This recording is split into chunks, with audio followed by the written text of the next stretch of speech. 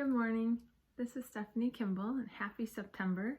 I hope you're enjoying the rainy weather. We really needed that rain. I often enjoy the change of season and the change of weather. I really enjoy the diversity of God's creation.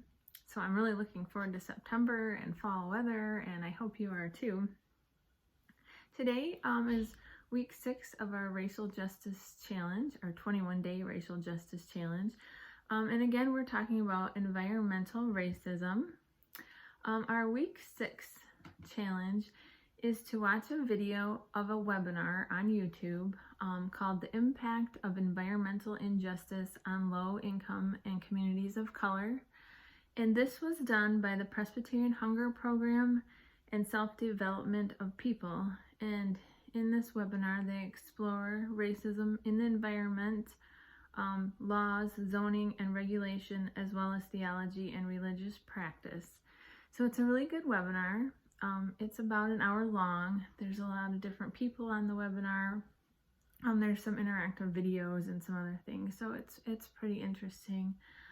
I know one thing that they talked about was the city race-based zoning and the city planning, and how a lot of times it leaves communities of color in areas where the resources are extracted from the land, but the people of color never see the income from those resources, but they are left living on the land that's full of pollution, and they're also left with high rates of illness and death.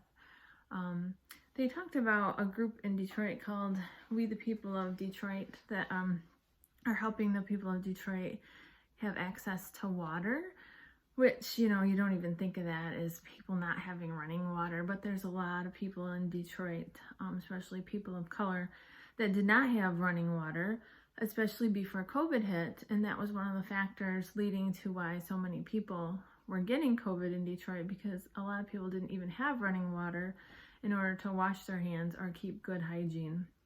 So the governor did put out an executive order to turn the water back on, so the families could have water. I think they have to pay $25 and the water should be turned back on, and the state would pay their debt on what they owed on their water.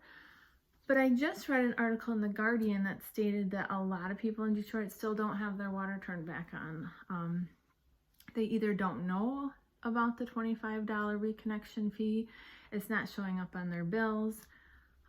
In the Brightmoor neighborhood at a food pantry, they're still giving out bottles of water because the people are just so desperate for water, and they don't know why their water's not being turned back on. So there's still a lot of trouble in Detroit with getting access to water, which is, as I said before, a basic human right, and it doesn't seem like anyone should go without access to water.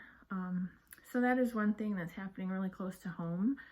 And if you want to check out We the People of Detroit, their website is wethepeopleofdetroit.com, and they're doing all kinds of great things in that community, but their main focus is on getting clean water to the people of Detroit.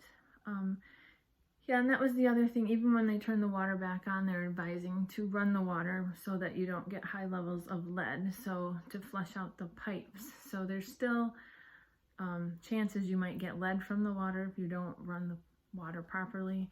Just a lot of obstacles for the people of Detroit to overcome, especially after COVID, and now they're still not getting clean drinking water. So that is pretty much all I have for today. I just wanted to end by saying it is so important that we do not forget the need to protect, defend, and care for all of God's creation, the environment, and the people.